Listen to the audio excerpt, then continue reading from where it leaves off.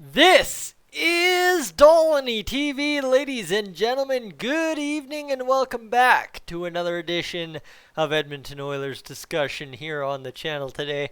And you know what? Yeah, I'm a little giddy because, of course, it's Monday and the Oilers actually have real news floating out about there when it comes to players and training camp and Edmonton. Oh, yeah, everything's floating. So, in case you missed it, I never actually officially said anything about this. Per a Jason Gregor tweet last week, my former college, the college I got educated in broadcasting at, now I'm sounding like a real dumb fool here trying to explain myself, but I don't need to explain that. What I need to explain is Nate, Northern Alberta Institute of Technology in Edmonton. Yeah, you know that place just off of Princess Elizabeth Avenue? Ooh, man, terrible place to drive in Edmonton. Hate that with the new LRT. Oh, just a disaster. Headache most times. And parking, don't even get me started. But anyway, the arena holds something special for us as Oilers fans this Christmas and New Year's as Oilers players, once the World Junior bubble gets underway at Rogers Place and the Oilers are bumped over somewhere else, the Oilers will actually be at the Nate Arena going to town and getting ready for the season. So, I mean, a little bit of ook pride right there, I must say. A little bit. I felt it. I tweeted it out the other day, and feels really good to see the Ooks and Nate somehow involved in this whole process because it makes it that much more special for a guy like me who, like I said, got educated in broadcasting at Nate oh so long ago. In fact, it's been 5 years since my last on-air appearance at Nate on CTV2. If anyone can find those clips, good luck to you. Nate Newswatch, by the way. Go have fun. All right, ladies and gentlemen. So what am I talking about? News that pertains to that? How is there news that pertains to that? Well, today there were some games in Sweden, or yesterday there were some games in Sweden, or at some point in the past 24 hours there were some games in Sweden.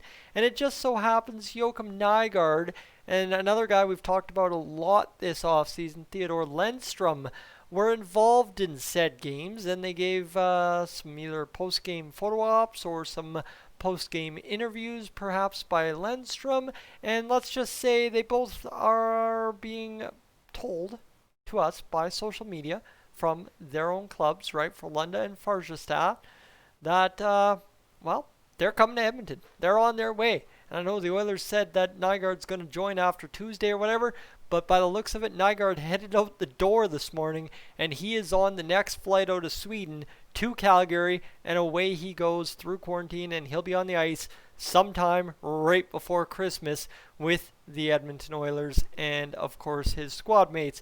Same story, Theodor Lennstrom. In fact, would you be surprised at all to find buddy next to each other, one seat in between probably, each other on the airplane out of Sweden on the way to Edmonton, that being Lennstrom and JOAKIM NYGARD.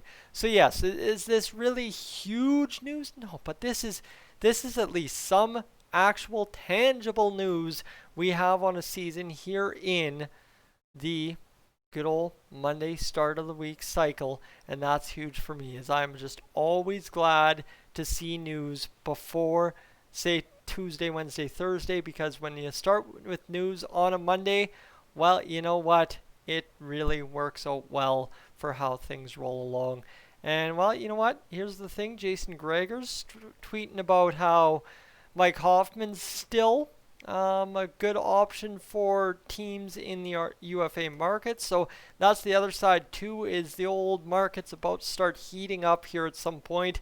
As players returning means players available for trades and available for understanding what's going on. And of course on Oilers Nation today, they had Ethan Bear out there. They've got a couple of RFAs talked about, and then of course there is a couple of UFAs that need to be signed as well. And you know, it's interesting for the Oilers because you'd like to see some guys get into the mix with the Oilers, but the Oilers do have, as Jason Gregor notes in his post here, 17 forwards on one-way deals, but it's not like they have 12 spots locked in. Will Ken Holland look for another low-cost contract? He might, but it will require Daryl Cates to be willing to add another one-way contract in a shortened season with no fans.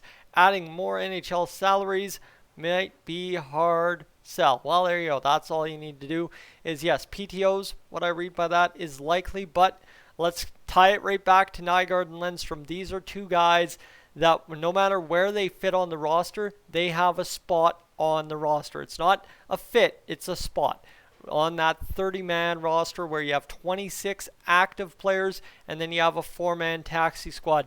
To anyone still confused how that all works, all right? If you're still confused how that all works, go check out how the Toronto Blue Jays, the New York Yankees, anybody in the MLB ran their season. You'll quickly find how a 26, 28-man roster works with 4 taxi squad players. For instance, I will give you my evaluation of the Blue Jays taxi squad, which they had this weird situation going on at catcher. They were trying to use Reese McGuire and Danny Jansen all year, and then they transitioned at the end of the year to Alejandro Kirk and Danny Jansen. And then, well, okay, but there's this guy that was like the captain of the team, even though he played, I think, like 2 or 4 games in the year out of a 60-game season, named Caleb Joseph.